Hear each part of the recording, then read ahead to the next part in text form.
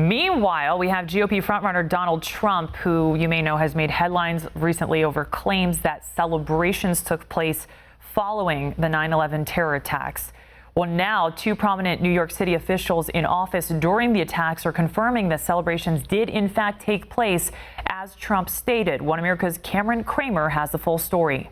I saw the second plane come in, and I said, wow, that's unbelievable. And there were people that were very, very happy.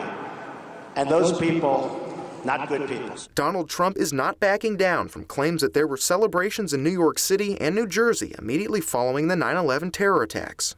And now, during an interview with CNN, former New York City Mayor Rudy Giuliani says Trump is right in principle. The police department set up a unit, and we kept track of it for about 3 or 4 weeks. And we had some attacks, and we did have some celebrating. That is true.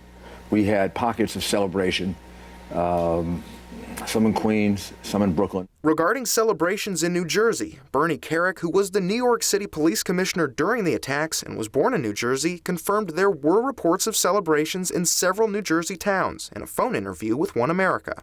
There were celebrations in Brooklyn, around Atlantic Avenue, in Queens, Paterson, New Jersey, I think Jersey City as well. Speaking of New Jersey, Chris Christie, the state's current governor and presidential rival of Trump, spoke out against the Republican frontrunner's claims. All I know are the facts, that what went on that day in New Jersey was not anything like what he said, and there's no film or video of it. Before he was governor, Christie was a U.S. attorney for New Jersey, claiming during a debate that he was appointed the day before the September 11th attacks. I was appointed U.S. Attorney by President Bush on September 10th, 2001, and the world changed enormously the next day. But while Christie is critical of claims Trump believes are factual, Christie himself needs a fact check. This White House press release announcing his appointment is dated December 7th, nearly 3 months after the terrorist attacks. Christie was not officially appointed U.S. Attorney before 9/11. That's a fact that doesn't sit right with Kerik. I can't speak for Chris Christie. I'm not sure where he got his information. He was not the U.S. Attorney on September 11th or several months after that. I'm not sure what he thinks. I don't know what he's talking about.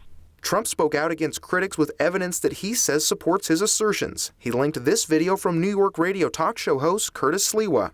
People celebrating, cheering, when they had actually heard that the World Trade Center had struck. On Twitter, Sliwa confirmed celebrations took place, but said the number of people involved was limited to a handful.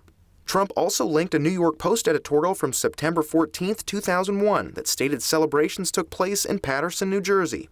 The business mogul then cited a Washington Post article dated shortly after the attacks, quoting the text verbatim at a rally in Ohio. Law enforcement authorities detained and questioned a number of people who were allegedly seen celebrating the attacks. Kerik is also categorically confident that celebrations not only took place abroad, but at home as well. When you take the domestic stuff that was going on, tie it into the international coverage, there were tens of thousands of people around the world celebrating, and several of them were in New York and New Jersey. Cramer, One America News.